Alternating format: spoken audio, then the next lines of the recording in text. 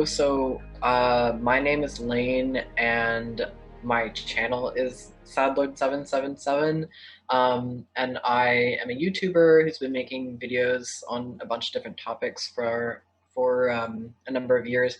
I originally started out as like a trans tube channel and just like making videos about gender identity and trans issues, and then transitioned into making videos about anti-fascism, and then transitioned into making videos about community organizing and spirituality. So right now I make videos about a bunch of different things that are kind of both oriented around community organizing and actual like tactics and strategies for that, and making videos about spirituality and personal development and cultural reconnection and things of that nature. I am, just like to position myself, I'm a white trans person. I'm a settler living in traditional Haudenosaunee territory, and I am a person of, I guess, Celtic and Anglo-Saxon descent, like Scots and English and Irish descent. And that is like where I'm coming at this conversation from. Awesome. Yes, everyone watching this on my channel, please check out Sadlord777. Their channel is amazing. So if you are watching this on Sadlord's channel, hi, I am Mexie, and I have a YouTube channel here called Mexie, Mexie. I also have a podcast, which is the Vegan Vanguards. And I actually started my channel as a vegan channel, but I've long since deleted those videos. I still do make, animal liberation content, or content oriented around total liberation, so animal and human liberation, ecology, decolonization, anti-capitalism, all of that good stuff. I am also a settler. I am living in the traditional territories of the Anishinaabe, the Haudenosaunee, the Ojibwe, the Wendat peoples, and the Mississaugas of the New Credit. And I've been a spiritual person for quite a long time, but I guess we'll get into it today. That I don't know. I haven't felt super comfortable or confident talking about it all publicly, mostly because of white women, I guess, appropriating everything and being terrible. But yeah, I'm really looking forward to having this conversation. So I guess why don't we start off with talking about why spirituality is important, why it's important to you in your political organizing, and maybe why you think it's important in general when it comes to political and community organizing. Yeah, so for me, like my kind of entry point to things is like I was actually raised in a house that was pretty atheist and almost like leaning towards some like paganism stuff, but definitely like my immediate family was pretty opposed to Christianity and pretty opposed to like organized religion in every way. Not like militantly, but they had atheist politics and opinions, and that was kind of the environment in which I was raised. So I actually joined the Anglican Church a few years ago, maybe 4 years ago. Don't quote me on that. And my reason for getting involved with the church was that I started from a place of doing anarchist organizing. So I was really involved in anti-fascism in Toronto, anti-racist solidarity organizing, trans liberation organizing, and climate justice. And from that standpoint, like I wound up having some interactions with faith community organizers where I realized that they just like had something, like people who were like organizing from a faith basis just seemed to like have some level of like emotional and spiritual security that I really did not have at the time. And I was really, really struggling with being able to stay grounded when I was entering a new political environment that was so stressful and so combative. Like I really think I had some, oh, I have to plug my computer. I have to plug my computer in. Really sorry No about worries, that. I'll no be right worries. back. Anyway, so getting back to it, I had some experiences that were pretty difficult to deal with and pretty traumatic when I got into like direct action style organizing. And I felt just extremely unmoored and like ungrounded in the kind of work that I was doing, especially because, to be honest, like activist communities can be like pretty toxic in and of themselves, and really feeling that kind of like, I don't know, I guess competitiveness and adversarialness and disposability and things like that that can really take root on the left as they can in any human space. Um, I'm definitely not trying to position Christian community as being perfect either, but it really like to look in on a community that I feel like is more grounded in values than ideology, I think was really a big shift for me. And then also like getting into conversations around like my entry point to politics was kind of through transliberation, and then shifting my focus to anti-fascism, anti-racism, and ultimately decolonial solidarity, which is kind of the focus of my organizing at this point. Um, yeah, just like realizing how atheistic the left was, and almost like militantly atheistic, and how there were a lot of communities of faith who were doing organizing better than secular leftist organizers were doing. Like, I had a friend who said to me, like, there are some churches that do anarchism better than anarchists. Hmm. And because they have resources, they have soup kitchens, they have drop-in centers, they have networks of support. Like churches, I'm not saying this of every church, but I'm saying of like some like radical and left-leaning churches really look after their membership and like check in on each other, and like don't have that kind of like disposability energy to them. Um, and so that was really inspiring to me. And then when I started to really build my consciousness as a settler and like learning about what it means to be a settler, what it means to be living on Indigenous land, what it means to be complicit in colonization, um, I kind of had this political shift where I was like, I am implicated in the church, whether or not I want to be. And like there's a lot of ancestral accountability that needs to happen, and that was kind of the focus, or that was a motivating factor that also kind of moved me towards involvement in the church, of like, I am a person, and like based on my position in the world, I am prioritized by the church. Like my existence here in Canada was facilitated by the church, whether I like opt into participation in that or identify with that or not. My existence is still deeply tied up, and my ancestry and my history is deeply tied up with the history of the church.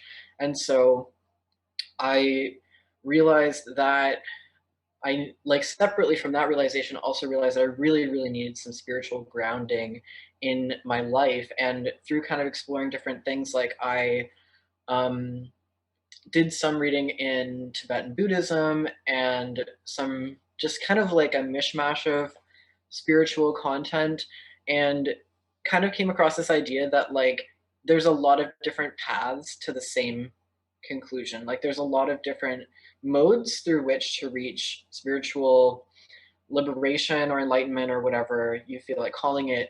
But the important thing is to stick to a path, like not kind of have this like grab bag mentality that we kind of have in the West, but to be able to commit to a tradition where you are committed to and open to struggling with that, and like embracing the full complicated reality of it, rather than just like picking what feels nice from a bunch of different things.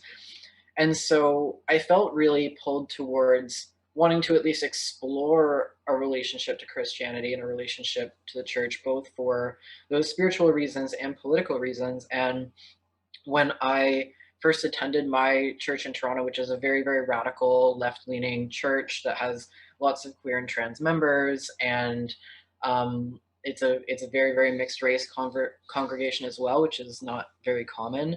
I had such a profound experience there, and such a profound kind of reaction to that community, like a community that was based on acceptance and forgiveness and a shared political and spiritual and moral ethos, that I became very involved in that. Like I feel like faith-based organizing kind of became the center of my organizing after that. Which is not to say that that is like the be all and end all of my spiritual reality, because I feel like I just feel very, very called towards ancestral work and very, very called towards decolonial solidarity. And for me, that looks like being involved with and being accountable for the actions of the Anglican Church and the community around the Anglican Church, but I am also really deeply involved in exploration of Celtic traditions and pre-Christian traditions from the British Isles, which is my ancestry as well, like going back before Christianity. And my relationship to Christianity is definitely not simple, but I feel like since I've made that move towards faith-based organizing, I have had just a number of really deep shifts in myself around my thinking and around how I participate in politics. And I think the biggest thing has just been like making the shift from like political ideology to values. Because I feel like when I was an anarchist and I was like an atheistic militant anarchist, which I still am kind of a militant anarchist, but I kind of had this perspective of like, screw anybody else of any other political ideology. I only organize with anarchists and I only organize with anarchists who have this specific anarchist identity. And I came to realize like I was so disappointed in people and in community when I was organizing in that way where I needed other people to call themselves anarchists. Um, like that really became incredibly unproductive and I became incredibly disappointed in a lot of the people I met and interactions that I had, which is not to say anything about anarchists, but it's just to say that you don't necessarily have similar values or ethics just because you have a shared political ideology. Mm-hmm. And I found that I would much rather organize with people that shared my values, regardless of what their leftist inclination was, whether they were even openly a leftist or a closeted leftist or something like that. Like I've even organized with liberals, depending on what the thing is. And as long as people are like really passionate and compassionate and share my priorities, that is so much more important to me than how a person identifies or anything like that. Mm-hmm. Yeah, I love that you said that, just the difference between values and ideology, because I think that ties into a lot of what I've been thinking about in terms of this really false dichotomy that we draw between the material, the immaterial, the spiritual, political, especially as you said in left wing spaces that can be very militantly atheistic or even just anti spiritual, anti anything immaterial, right? Um, and I think that it's really interesting to me because, I mean, I think that's a completely false dichotomy. I think the spiritual is always political for a number of reasons, but I think that spirituality and worldview and the way that we understand ourselves, the world, and others, and how all those things interact, that is always political, and it's kind of like when people who support the status quo, but don't think that they have a political ideology, and it's like, no, you do have an ideology. It's capitalist. You're just not aware of it because it's so normalized that it's like pure ideology. You're not able to see it. I feel I this. feel Yeah. Yeah, but I almost feel the same way about spirituality, where it's like I think there are a lot of people and leftists, as well, that they might not think that they have a spiritual practice or that they have a spiritual identity or worldview, but I think that in itself is kind of a spiritual worldview, right? I think that in the West, and especially in capitalist countries, we do have this broader kind of spiritual worldview, um, and in that it is very, humans are separate from nature, right? Humans have dominion over nature, and development of nature is what we should be doing. There's kind of these baked in ideas of hierarchy and anthropocentrism, and ideas that our stories as humans are the most important stories, and they just happen on this backdrop of our other relations. um, and that like nature is resource, and we don't have a broader understanding of our relationship or even our place within the broader universe, right? It can be very individualistic and kind of self-centered, and we lose sight of so much. So anyway, I hope this is kind of making sense, this idea that it's kind of like the pure ideology of spirituality, where I think a lot of people don't understand that, you know, you do have a worldview, and it is implicated by broader spiritual beliefs that you might not even be aware that you have. And I think that a good example of this, I always shout out Reverend Kimmerer, but you know, Reverend Kimmerer shout out. In Braiding Sweetgrass, she talks about the difference between Sky Woman's story and the story of Eve. But I thought that the way that she was talking about the way that we interpret that societally, and the implications that has for the way that we behave was really powerful, in terms of like the Sky Woman story really engendering an ethic, and a behavior, and you know, a way of moving through the world that was based around reciprocity. And then the way that we interpret a lot of, especially how it's been interpreted in kind of right wing spaces, but the way that we've interpreted a lot of kind of Western Christian values have been, you know, stretched or, you know, co-opted by capital and kind of hierarchy and things like that. And so I just think that, yeah, the way that we understand society, like the way that we have this broader spiritual worldview, affects the way that we behave, and that's always going to be political.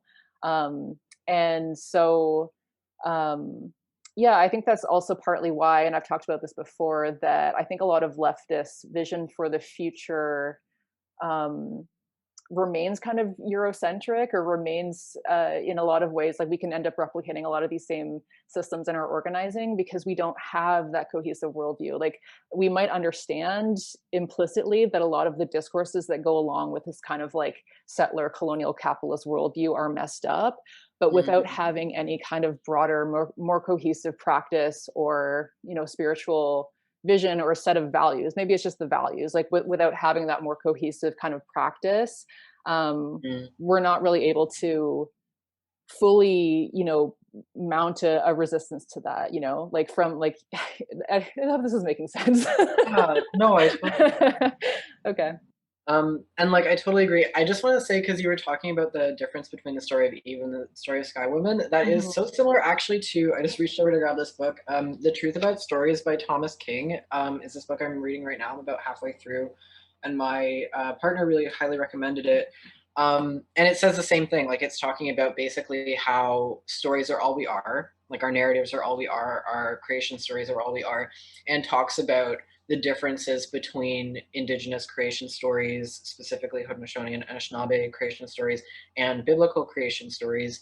Um, and speaking like as a Christian or Christian adjacent person, I, uh, I also want to say that I am deeply critical of the church. Like, I'm deeply critical of Christianity. I'm deeply critical of the impact that Christianity has had on um, the globe, the world, like, and the people upon it and the land. Um, and while I like support people who are like in the process of trying to like transmute and reclaim Christianity to be something that is spiritually healthy, I recognize that the majority of Christianity is not. The majority of manifestations of Christianity are not healthy or earth honoring. And I think that, yeah, the creation story really is something that I've struggled with in that. And I think it's important to note that the Christian, or actually the Jewish creation story, that became also the Christian creation story, is something that was radical for its time or radical for its political context, because that was coming out of the creation story of Babylon, which was basically that God, not God, but different gods. I'm not an expert in Babylonian history, but a god like invented the city of Babylon, and then humans were invented to serve in that city. And then outside of that city was kind of this like godless hellscape. And so the idea that God had invented the entire world and that every person upon the earth was invented by God, like that was a more inclusive creation story than what they were coming from. So I do think that things have to kind of be taken into context like that, because I don't want to disparage like Jewish thought or even early Christian thought when we talk about the implications that this has had since Mhm. then. But a lot of people, yeah, like I totally agree with you. Everybody has a spiritual practice or belief system. Everybody has a worldview or cosmology, whether they acknowledge that or not. And I actually made a video about this, not to like plug other videos on my channel, but my video, I think it was called The Necessity of Sacredness, Mhm. like went into analyzing that, like what are the things, like what does it mean to hold something sacred, and what are the things that are held sacred in capitalist society, which is pretty much like we have spiritual or almost religious rituals around capital consumption, Mhm. and like we venerate, like spiritually and ideologically venerate wealth, um, and that is a form of spiritual practice whether we acknowledge it or not. And I think that another issue with kind of Western atheism is that it is so influenced by Christian hegemony, Mhm. in a way that's not fully acknowledged a lot of the time, because, like, I will freely admit that I think that the Bible is largely anthropocentric. Like the idea of human dominion over the land and things like that. Like, yes, that can be interpreted and has been interpreted in a variety of healthier ways, but the majority of how that theology has been used and expounded upon, has been very, very harmful. And then the entire kind of belief system of Western atheism and scientism is built on this idea of anthropocentrism, which really comes out of biblical thinking. And so, like, that's not the idea that humans are the most important thing in the world is not an objective fact. It's an ideology. It's a spiritual belief. Mhm. Um, and yeah, I think that leftists could really, like a lot of leftists could really do to analyze their belief system along those lines. Mhm. Um, and yeah, I feel like there was something else you said that I wanted to respond to, but my brain is tapping on that. Yeah, no worries. Yeah, no, I think that's exactly right because and again, not this is also not to, shit on atheism or whatnot. But just yeah, this idea that's I think a lot of leftists have that spirituality, there's no place for spirituality in politics. There's no place for spirituality in, the revolution and whatnot. Um it's yeah, their belief systems are still heavily, as you said, impacted by the kind of Christian hegemony, but also capitalist hegemony, and Mm, just basic ideas, like Western ideas of progress and development and things like that, right? Which is why I think that a lot of like I said, visions for the future that a lot of leftists come up with won't have reciprocity at the core of it. mm, Um, yeah, won't have kind of practices that that aren't just purely based on the material and democratizing workplaces, but keeping production and everything else the same. Um, and we're not just, I don't know, we're complex beings. We're not just beings that need to work and eat and sleep and that's it, mm, right? Like we have emotions, we have thoughts, we have all this capacity to connect to the world around us and to these feelings, just even within us, but also then outwardly into the universe. So yeah, I think it's very limiting, the way mhm, that we talk about spirituality, or we don't talk about spirituality on the left. But yeah, I just wanted to bring that up, that it is really a false dichotomy, and that the spiritual is political, and the mhm, political is spiritual, or it can be. Um, and then another thing in terms of like the values versus ideology thing, I honestly feel like, and I can't remember who said this quote, but it was something like, books or theory don't make people into leftists. Empathy makes people into leftists. And I feel mhm, like that's truly where kind of I began. Like when I was a kid, just having those visceral feelings of like, this is unjust, or having empathy for people and being like, this is not okay with me. Right. And I'm not okay with the way that things are.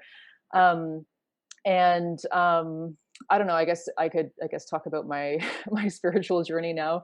mhm, But yeah, so I grew up in a, well, we weren't really, I mean, my parents were never super religious. I think my nana is, and my nona went to church every week, so I guess he was fairly religious. um but it was Catholic, a Catholic household and family or whatnot. So we went to church when we were kids because my parents wanted to expose us to it. So we went up until like First Communion. But I don't know. I guess I was a child, and I'm not sure if the sermons that I was receiving were just not that radical. But I had a really hard time connecting with it. And I mean, again, I was probably a child and I was bored and it kind of felt like a history lesson or something, but I had a hard time connecting with the idea of an anthropomorphic God. Um, And but I was very spiritual even from a young age, even though I wasn't really aware of it then, or I wouldn't have called it spirituality then. But I had a lot of spiritual connection to, I guess, nature, or being out alone in nature. Like that's when I would really have these really deep feelings that now I would recognize as being spiritual, of just deeply connecting, and deeply kind of feeling myself as this kind of like loving conscious awareness that was connected to the broader kind of universe and not separate from it. um and I was also born on Halloween, so I was very into ghosts and spirits and kind of the occult, or other things that were immaterial or spiritual.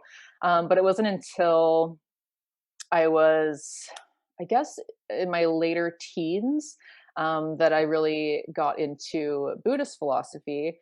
And I was, I guess, for context, just a really, really depressed child, and depressed kid. I'm realizing now I've actually started learning a lot more about autism and autism in girls, and I'm realizing that I probably was, and then just or am, and just was never diagnosed, and that kind of explains a lot of the issues that I was having and the feelings I was having. But I feel like I anyway, have a theory that like YouTubers are like way more likely to be autistic than the general population.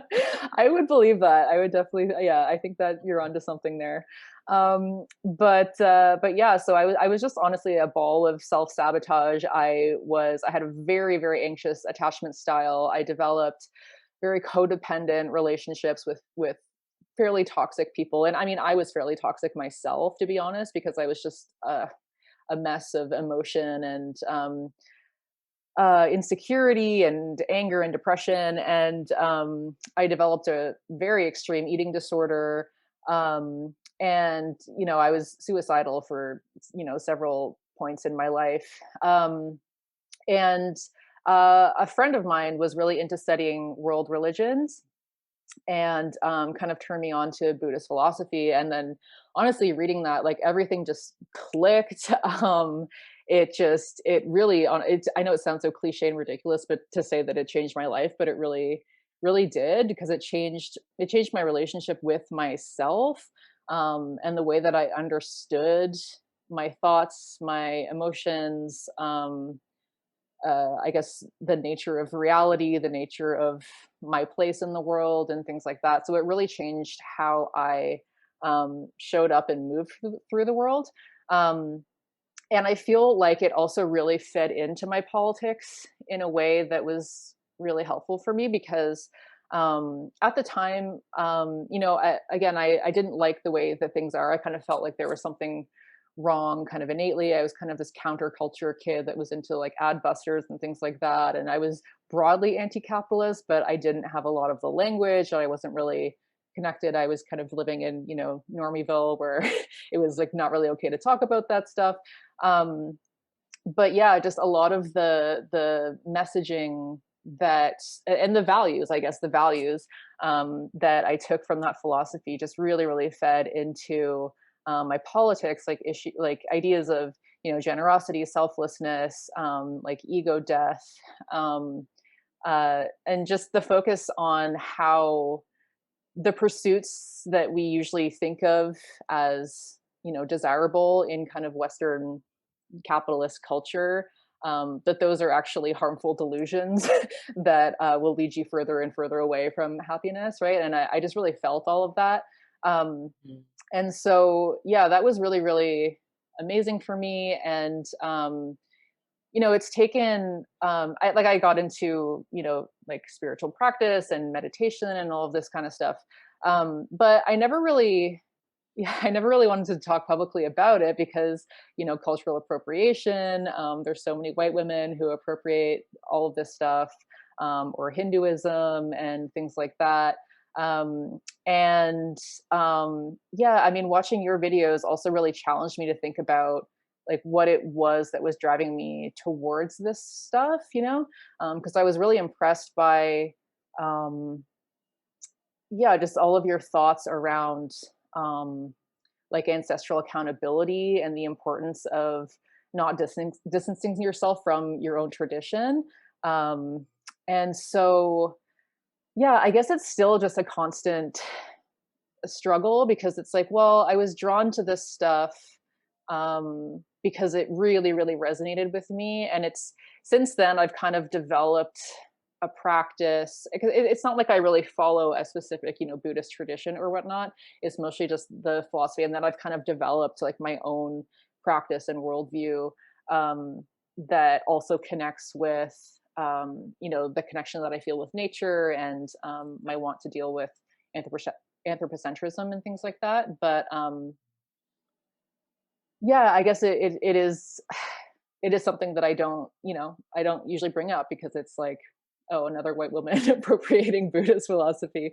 Um, you know, Yeah, I yeah. feel that, and I feel like for a lot of, I mean, like we're both white people, and I feel like both of us probably have majority white viewership, and so like speaking, I guess like from that perspective, like I feel like there is a huge amount of shame in white people a lot of the time to be open about like any spiritual thing, and it's like for me, like I've experienced that similarly of um like I guess like shame around talking about spiritual stuff, not necessarily from a place of like fear of kind of like looking like another white Buddhist kind of thing, but even like I was involved in a lot of like paganism and like tried to get involved in the Wiccan church at one point when I was younger.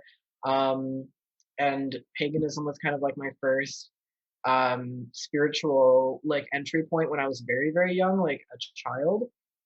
And I've since like I don't really like the term paganism personally because I feel like it's way too vague and doesn't actually refer to anything specific.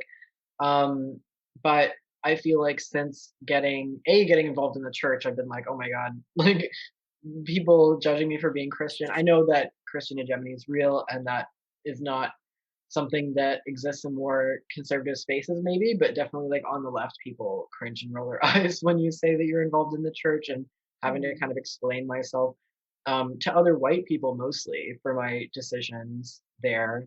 And then as I've been getting involved in more like pre-Christian ancestral stuff, which is actually kind of the majority of my spiritual work that I've been doing right now, I feel like that is cringe as well because like I look at things online and it's like everybody's got like a Celtic tattoo and a lot of people aren't aware of kind of like the politics of like identifying, for example, like identifying as an Irish person or identifying as a Scottish person when you're somebody who's like never been to that place, like Mhm.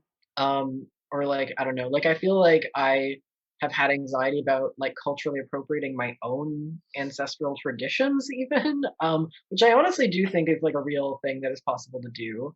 Mhm. um just like it's possible to disrespectfully engage with any spiritual tradition, and having like an ancestral claim to it doesn't necessarily mean that your relationship to it is respectful. um is kind of like what I mean by that. Mhm. But yeah, I'm glad that you brought the Buddhism thing because I mean, as my viewers kind of may know, like I have been critical of white involvement in Buddhism, but I feel like I kind of need to develop on that or expand upon that because I also that was kind of like the first video that I ever made when I was like beginning this like ancestry is important. Maybe we should think about that thing.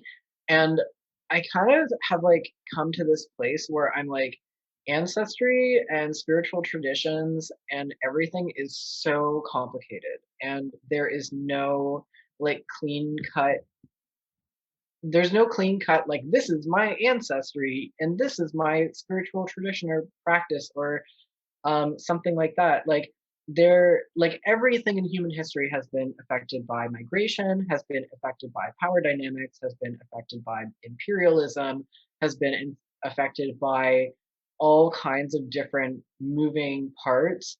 And I don't like, even though for me personally, like I do think that grounding my spiritual practices in a process of trying to re-traditionalize to my biological ancestry, I don't think that that is necessarily the only path or the path that is accessible to to everyone. I mean, I'm also in a position of privilege of knowing what my ancestry is and knowing where my um, people came from. There's a lot of people who are in positions where they don't even know what their ancestry was, even going back one or two generations. And so that's something that's just not accessible for everyone. And then also, like, I feel like the idea that we should only ever engage with spiritual traditions that are in our biological ancestry, like, I feel like taking that to the nth degree can also get into some really friggin' hairy politics. Yeah. And some really sketchy Yeah. stuff. So, Mhm. and definitely like all forms of, um, like neo or like kind of like Celtic revivalism and Norse revivalism and like stuff like that obviously is steeped in white supremacy, just like the Mhm. church is steeped in white supremacy, and like any spiritual tradition that's predominantly white people is going to have its like wing, if not dominant faction of white supremacy. Mhm. um and so I definitely don't want to like feed into that of like everybody go back where you came from, which like I feel like it's like a direction you could go in with that. Mhm. So Yeah. I do think that, people having spiritual traditions or participating in spiritual practices that are from other places in the world that aren't necessarily correlated to their ancestry is something that has been happening in human history for all of human history. Like Mhm. people, there have always been people in the world who have participated in practices that were not of their like biological ancestry, whether that has been through fostering or migration or a number of different things. And so I think that the the most important thing for me is just that we are not using the cultures of other people to kind of spiritually bypass the work that we need to do or to spiritually bypass accountability. Like I don't have to think about my legacy as a white Mm. person because I'm a Buddhist, which I know is Yeah. obviously not your approach to things. So or like, you know what I mean, that kind of consumerist cherry picking um just like mentality that some people can approach certain things with. And so I feel like I have Mhm. been broadly critical of white involvement with Buddhism, not because I'm trying to like create some sort of like grand narrative of like this is something nobody should ever do. Because I know several white Buddhists whose engagement with that practice is very, very respectful and very, very informed by, having their like mind and heart in the right place. But I feel like I want people to always be second guessing themselves or to always be like critical of their motivations for things. And just like in my experience, I feel like I have also seen like so many people, and not just in Buddhism but in many other things, like white people getting involved in the spiritual traditions of other people for reasons that I was critical of, or Mhm. maybe that's presumptuous of me, but just that I feel like looking towards our own traditions sometimes isn't even seen as an option. Like it's not even something that's like on the table of like things to explore for white Mhm. people. And I think that there's a number of different reasons behind that of kind of like shame and avoidance and feeling like if you distance yourself from your cultural practices, then you're distancing yourself from colonialism, which obviously we're not. Like whether or not I identify as a Christian or not, I'm involved in it. Whether or not you identify Mhm. as Christian or any of your like Catholic. ancestral traditions, we're still Mhm. implicated in these Mhm. things. And I think that that's kind of the important place to, or the important thing to be acknowledging in whatever we're doing. Mhm. Um, and then I also just like made some notes of like things that have come up that I wanted to like circle back to if that's okay. So I remember like you were talking about the left kind of like lacking like spiritual ideology or like a spiritual like cohesion that will allow us to like vision for a future that is actually sustainable and equitable and not anthropocentric and not just replicating kind of like capitalist values or values that are inspired by Christianity, scientism, and things like that. Mhm. And I feel like I also wanted to say that like I feel like cross-cultural and like in like inter-religious relationships are kind of like really important for that. Like I don't think that, I know this wasn't what you meant by that at all, but Yeah. I don't think that the left is ever going to have like a cohesive spiritual ideology or practice. But I think that for me personally, like as a spiritual person or somebody who has like a spiritual religious practice, I find it easier to relate to people who have a spiritual practice, regardless of what that is. Like some of my Mhm. closest friends are Jewish people, not to be like my closest friends, but Yeah. you know what I mean? Some of the people that I have the best conversations about this kind of thing with are Jewish people, Indigenous people, Mhm. Muslim people, like people of different traditions, but we all get the necessity. Like we all get the necessity of having that access addressed and cared for in our lives.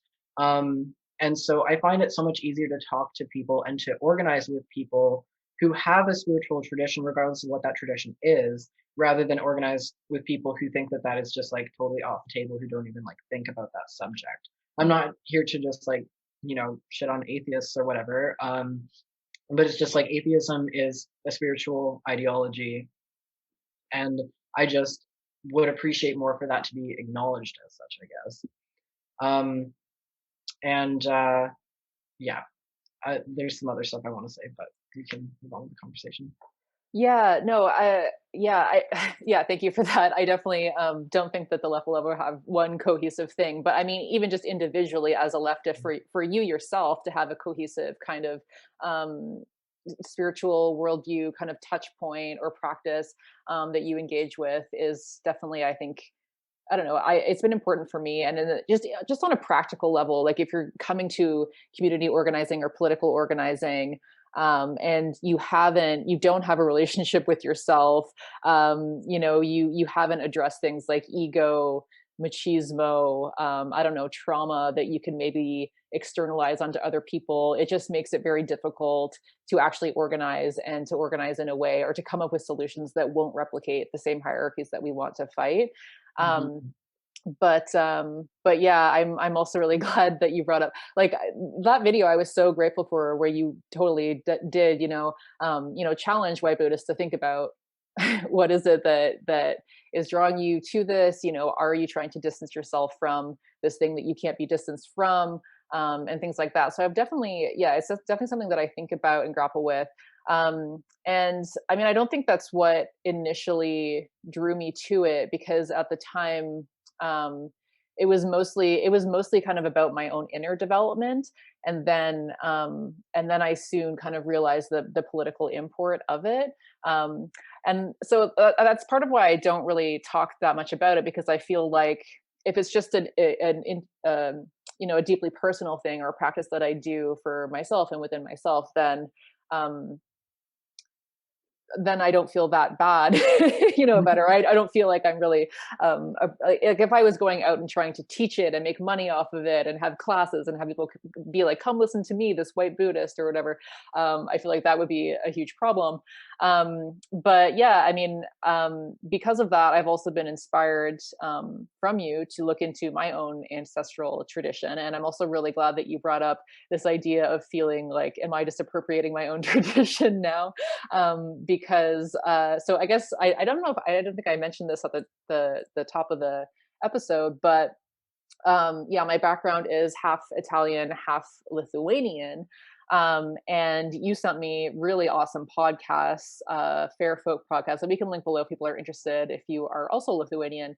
But it was really interesting because apparently Lithuania was one of the last places in Europe to be kind of Christianized. And so they've actually maintained a lot of their kind of indigenous ancestral pagan traditions and songs and practices. And so it was really, really fascinating learning about all of that. And it was really interesting because the host, Danica, is from Canada. And throughout the whole thing, they're really grappling with this idea of belonging and, I don't know, do I have the permission to be here? And this kind of idea that, in Canada as settlers, this whole project of whiteness is just completely, totalizing. It erases all all of our cultural tradition, and then so a lot of white people obviously end up feeling like this need for belonging or this need for a tradition or whatnot. Hmm. And so her kind of grappling with, I'm not from this place, this isn't my tradition, and just feeling kind of out of place or whatnot. um, But at the end, I actually wrote this down because I wanted to read it. It was really, it really spoke to me because, you know, for me, I was fascinated by learning all this stuff, and I was really excited about it because I didn't really know that much about my heritage. But I also kind of felt, I guess, how she felt, even though my background is Lithuanian. I've never been to Lithuania. You know, I've never been to Italy. So for me to adopt kind of these kind of practices and ideas, even though a lot of them are very resonant with the spiritual beliefs that I already hold, especially kind of the relationship with the land, and you know, things like that. Uh, yeah, I do kind of have this feeling of like, is that still appropriative, right? Is that Mhm. any less appropriative than like my connection with Buddhism, kind of thing?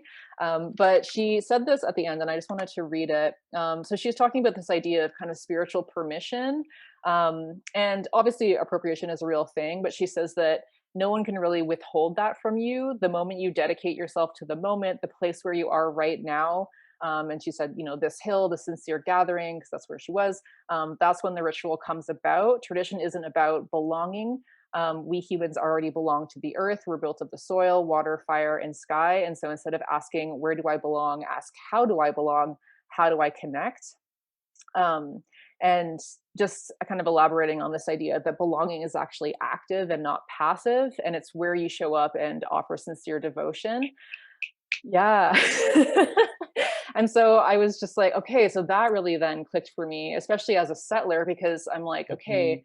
I'm a settler in this place. I'm trying to look for my tradition. I already have kind of a spiritual practice that is, you know, kind of appropriative.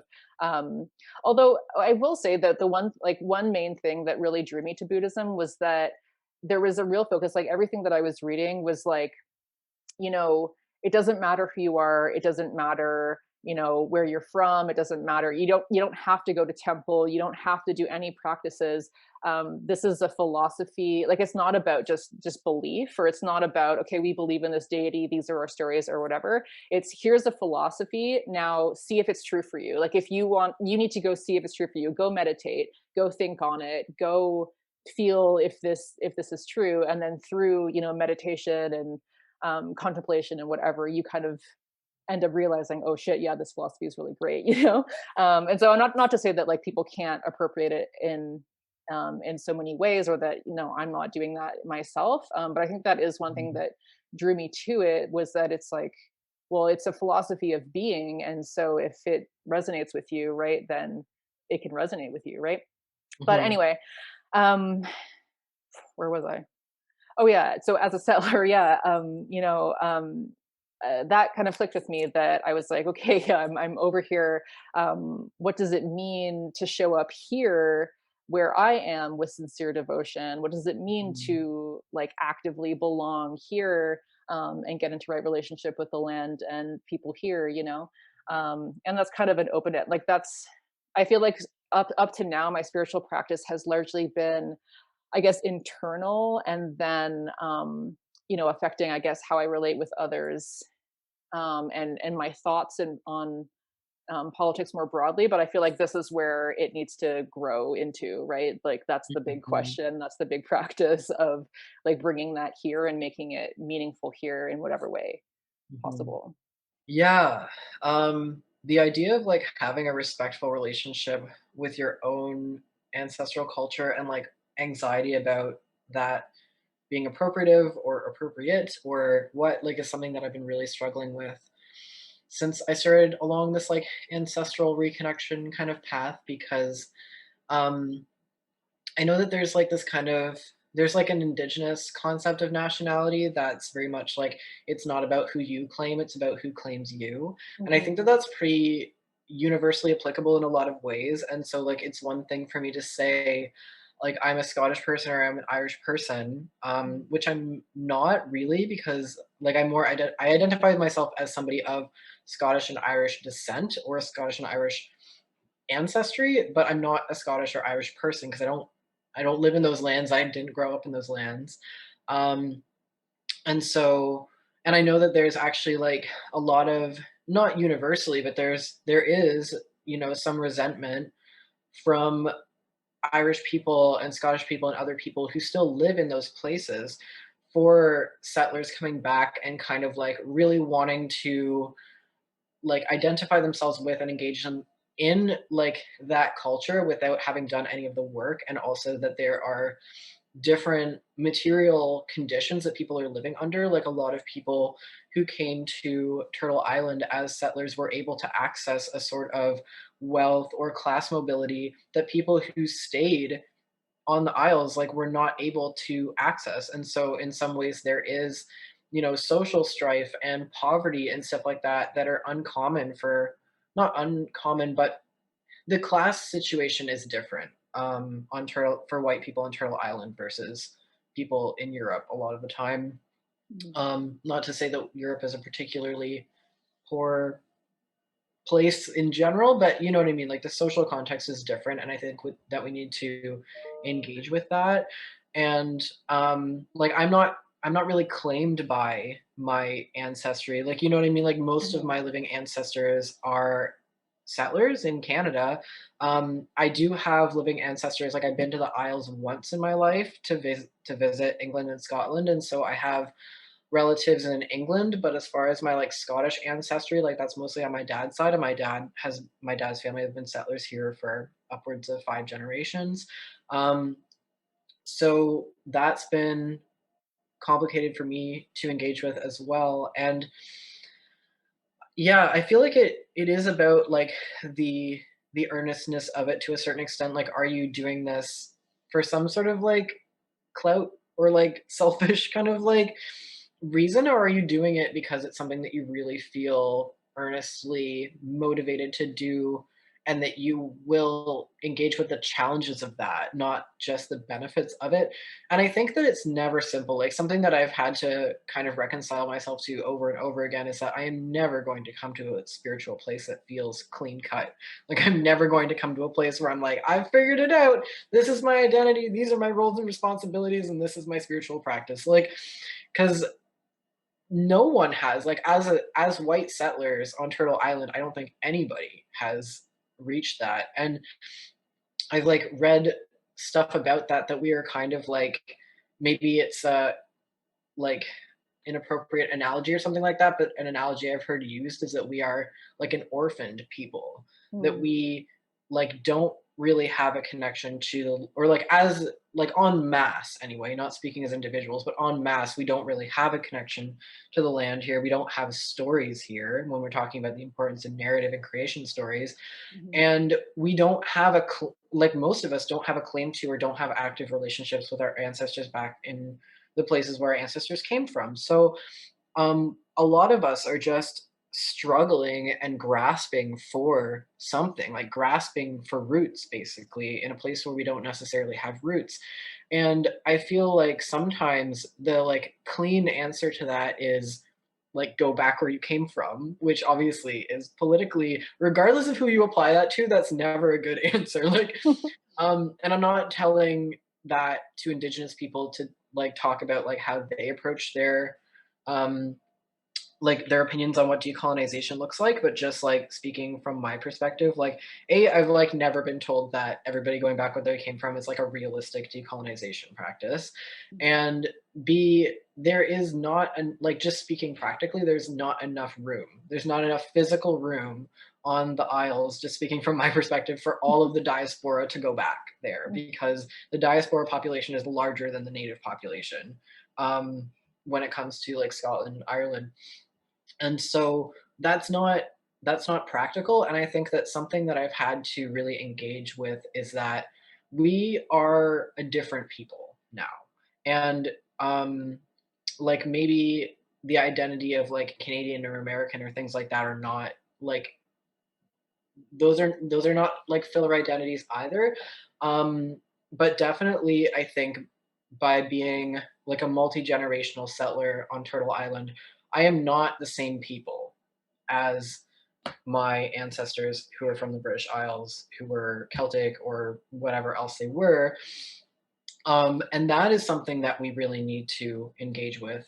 And I don't have an answer for that. Like I don't have an answer for who I am or who we are, if you and I can even be said to be part of the same, like, it's strange because I almost feel like whiteness has been a form of like ethnogenesis, which it has been, but it's like even though I want to be going back to my culture, and I know like a lot of white settlers for whom with whom I share no ancestral connection. We Mhm. come from very different places in Europe or places that are very geographically different and whose traditions are very different.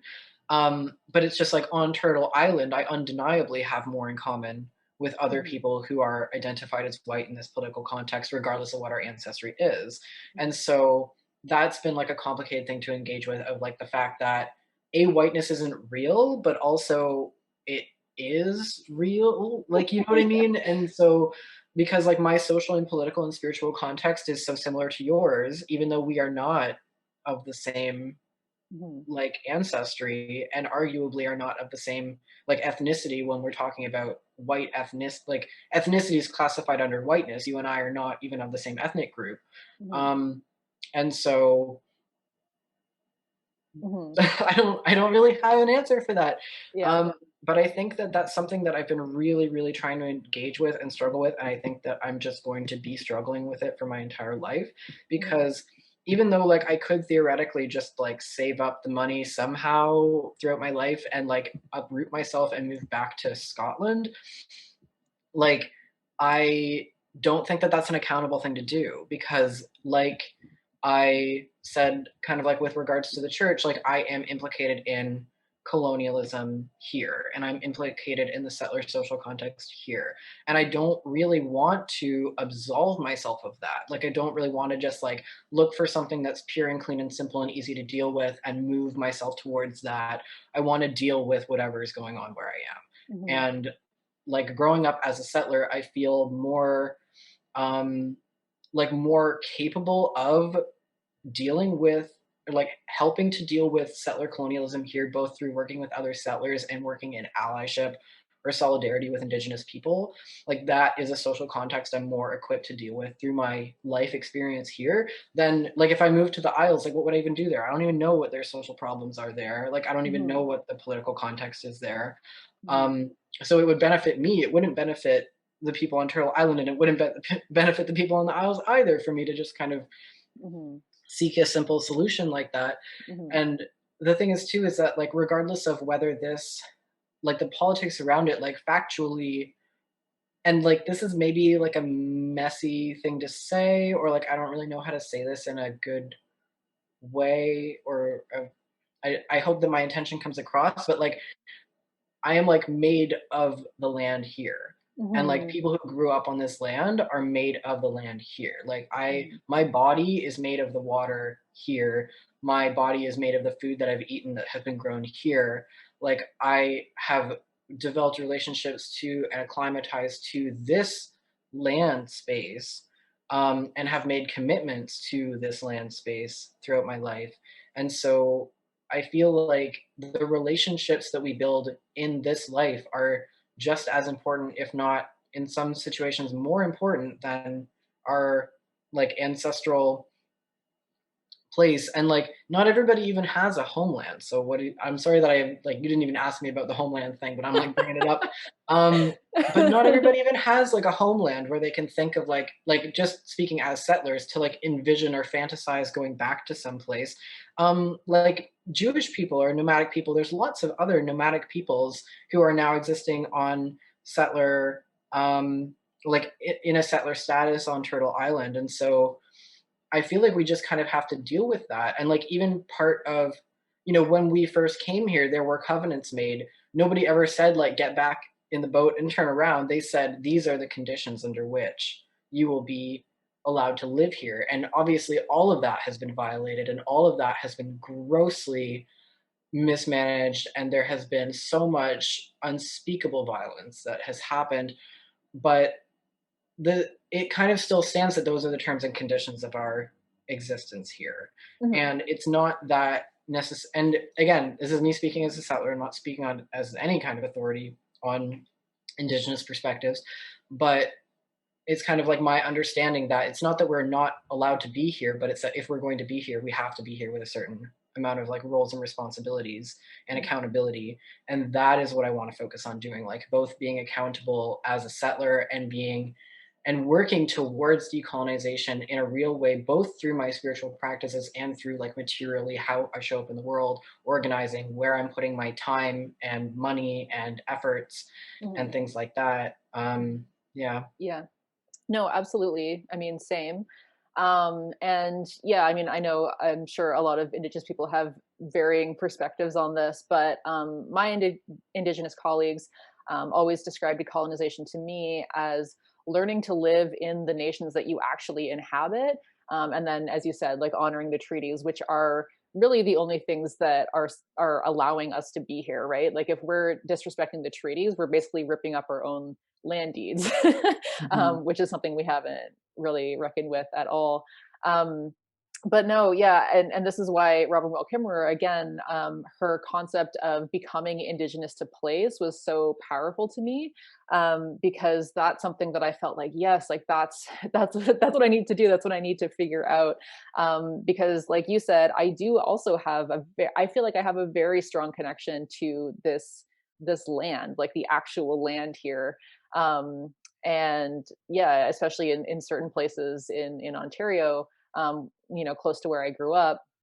And for a long time, I was very, I don't know. I guess maybe I was searching for something, like I wanted to just travel. I wanted to be this kind of nomad that didn't stay in one place. I wanted to get out of Ontario as soon as possible and move somewhere else, kind of anywhere else. But I don't know. As I got older, I kind of realized that no, I actually really do have a tie to the land here. And as you said, in terms of being accountable as a settler and actually working to live decolonization into practice. That's something that I need to learn to do here. Um, but when I was listening to the Lithuanian kind of podcasts, I was also thinking about Robin Wall Kimmerer and becoming indigenous to place, because the host Danica was asking about, there's a lot of pagans in Canada who are trying to, or they want to know how to revive a tradition when so much of it has been lost or severed or things like that. And it was really interesting listening to that priest, I guess. The host did an interview with kind of a priest in the tradition there. Um, and he was talking about how, in the land that you live, there are kind of ancestral traditions, but obviously they're not your traditions. But then he started to basically say that there are actually a lot of parallels with our traditions, our values, and not our traditions, I guess, but our values and our thoughts, or our, kind of our worldview, and the worldview of the first peoples of Turtle Island, where you're from. And I just kind of was thinking about that when you were talking about, you and I, like, do we even have anything in common, kind of ancestrally or spiritually? But I think even in the places that you were from, if you go far back enough, right, to kind of those ancestral traditions, I'm sure that in so many ways they would have a lot of things in common in terms of, values and traditions and things like that, where yeah, it is really about just right relationship with ourselves, others, and the land. And I think the advice that they gave to Danica was basically that um, it's about the community, right? Like if you are in community, um, and I guess, dedicating yourself to the moment and whatnot, then like the rituals can arise through that communal engagement.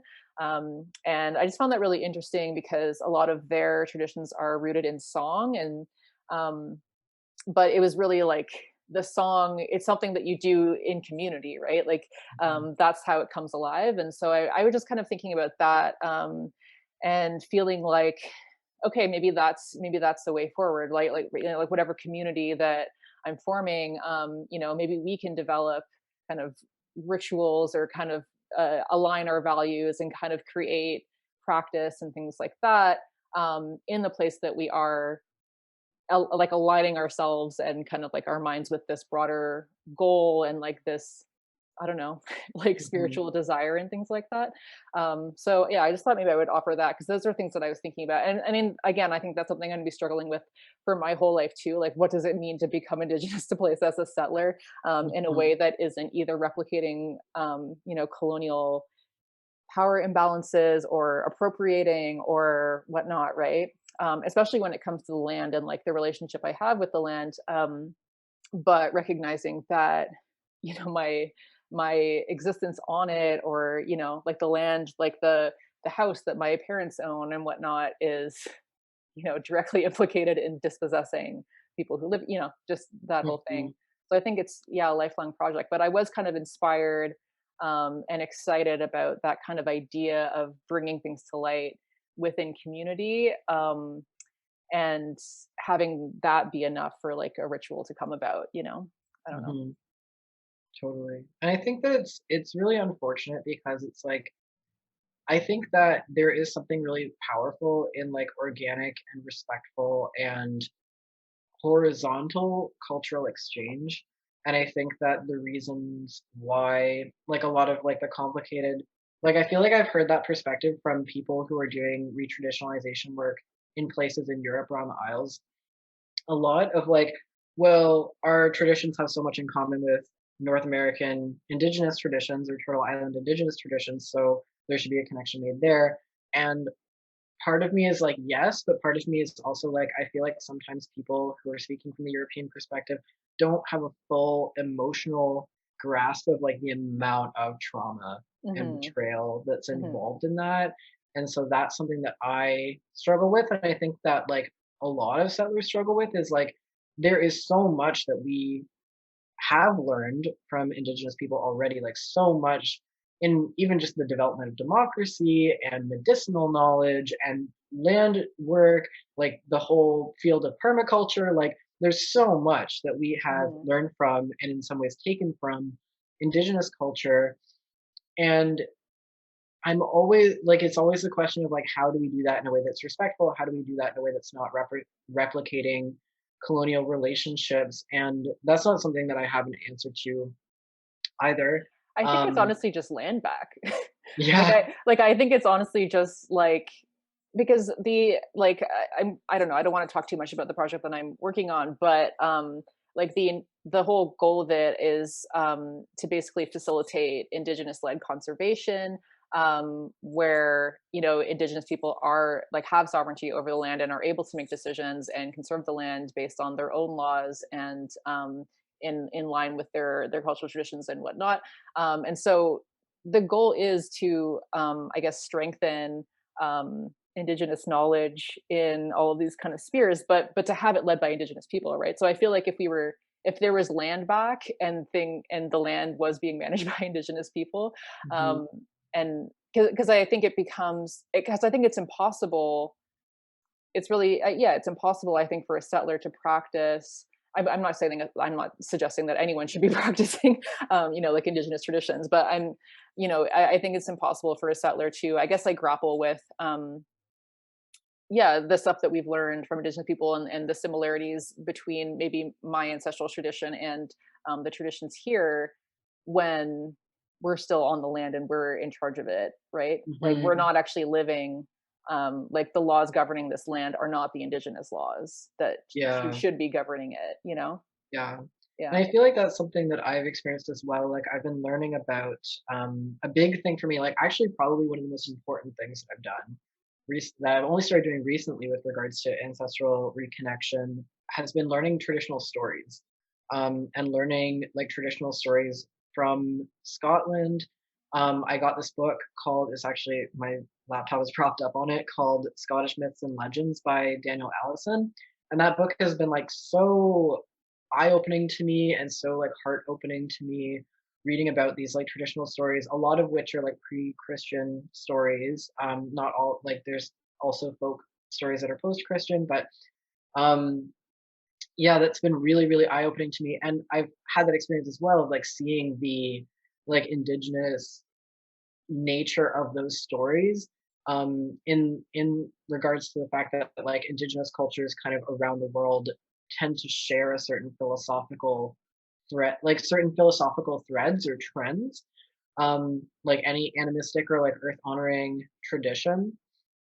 And yeah, I don't really know where I was going with that, but just like grappling with that and trying to be like, how do I approach these similarities and acknowledge like the amount of knowledge that I get from Indigenous people, even the Indigenous people like just in my life directly, without kind of like, I don't know, having that reflected in the power relationship or having that influenced by the power relationship, which it undeniably or like unavoidably is. But I feel like something for me is that, I guess just like as like a personal aside or like example, is that like I tend to just like not want to like brag, I guess, or like kind of like be super open about the like Indigenous solidarity work that I'm doing or like my involvement with community, because I think that it's really easy as a settler to like gain like clout points or like gain some sort of social capital for like, I'm working with these plant medicines and I'm like doing this work and like, you know what I mean? Like I don't want to have any sort of like social existence where I'm trying to position myself as like a good white person who's really like doing the work. Um, and even though like I don't know, like I am like doing the work, but I don't want to be like, I don't know, having some sort of like thing based on doing the work. I don't know. Mhm. But yeah, I don't know. It's so like complicated. And I feel like so much like as we're like talking about this, like I feel like so much of just like everything with regards to the spiritual challenges that white settlers have is like wrapped up in shame. Like to kind of like circle back to the things we were talking about before, like not wanting to get involved in our ancestral practices is like rooted in shame, but then not wanting to be open or even fully invested in the practices we are drawn towards is also rooted in shame, and not wanting to um you know develop a land relationship, like we feel so alienated from the land, and then we also almost like feel ashamed to develop those relationships and ashamed to like honor those relationships. And it's almost like I feel like a lot of the time the things that we are ashamed of or the things that we're like ashamed to do are the things that we like most need to do. Mhm. um with regards to like owning our ancestry, owning our spiritual traditions and our spiritual lives, like owning our responsibilities, owning our land relationships, and not and really like fighting that shame or that fear. um and I don't know, I guess that's something that like maybe gets a little bit easier just through that process of like spiritual deepening of like, I feel like I'm working on a video right now. My software has crashed. It's taken me over a month to work on this, but I'm working on a video right now about like interconnectedness. And I feel like when I kind of like came to that place of like understanding or like beginning to understand interconnectedness, that was like such a weight off my shoulders of like no longer trying to be like, what are the implications of like everything that I'm doing and like what is everybody going to think of me and things like that, and just kind of focus on like, I am a person of this social position, and that is valid. And what like assuming we're all parts of the same body, what does somebody in my position need to be doing to benefit the rest of the body, kind of thing. And understanding that like regardless, I'm never going to be completely approved of by anyone. Like I'm never going to receive the universal approval of other white people for my spiritual approach or my decolonization work. I'm never going to receive the universal approval of Indigenous people. I'm never going to receive the universal approval of any group. And all I can kind of do is like give it up to God, I guess, and like make sure that I feel right with my own self and my morals and like the people that I'm in relationship with, and people that I have like good faith connections with, and understand that, I don't know, the shame and the messiness and the criticism and all of that is just going to be part of the process for my entire life, and having unanswered questions and things like Yeah. that. Yeah, absolutely. I guess I wanted to take that's a maybe a good moment to just speak to the audience and say that like we are both very open to criticism. Oh These yes. again, like we're two settlers kind of grappling with these topics. So if we've said anything that you feel was not great or that you would like to add to or maybe contribute to, or maybe if you have ideas on um, you know, our our struggles or our attempts to ground ourselves and become indigenous to place and live in greater reciprocity here, then we are very open to hearing them. Please share those respectfully, please, in in the comments. But yeah, I just wanted to say that we're very again, open to criticism on any and all of this, right? But I think it's a really important conversation to have, and I think that I just don't see any conversations like this on the online left happening, frankly. So, yeah, Mhm. Yeah, I feel like, yeah, I don't know, just bringing it back to shame. I feel like a lot of people are thinking about. I personally feel like a lot of people are thinking about this. Even like the very kind of like STEM lord, like science bro left is still like having these like nagging feelings in the back of their minds like late at night, and maybe we're just like not there with like getting to the conversation. But I think like the thing for me, like I'm so glad that we're having this conversation, and I'm almost like I'm kind of in the place with where I'm kind of like I'd rather just be having the conversation, and like even if the things that we're saying are not perfect, and even if yeah, like you know what I mean, like there's a lot to learn about and there's a lot to build upon, like the importance of just the fact that I'm willing to engage with it, and the fact that you're willing to engage with it, and then we can like once we start that work we can kind of move from there. hmm I think is something I would like to see the like leftist community move towards, of like this is the conversation we're willing to have and we're going to start having it, and we'll hmm work on it from there, kind of. yeah, yeah, absolutely. Thanks so much for watching this video. Mexie's channel will be linked in the description, so if you haven't checked out her videos already, please go over there and do so. She has really insightful content that I really highly recommend. And as usual, there will be further reading recommendations and resources in the description. Thanks so much for joining us for the entire length of this conversation. I hope that this was educational and insightful for you. And as always, if you have any questions, comments, concerns, if you'd like to have a conversation, the comment section is open. I'd also like to give a shout out to my most recent patrons, Kateri Boucher and Blue Skies, for subscribing to my Patreon. And as always, thanks to all of my wonderful Patreon subscribers who make this show happen.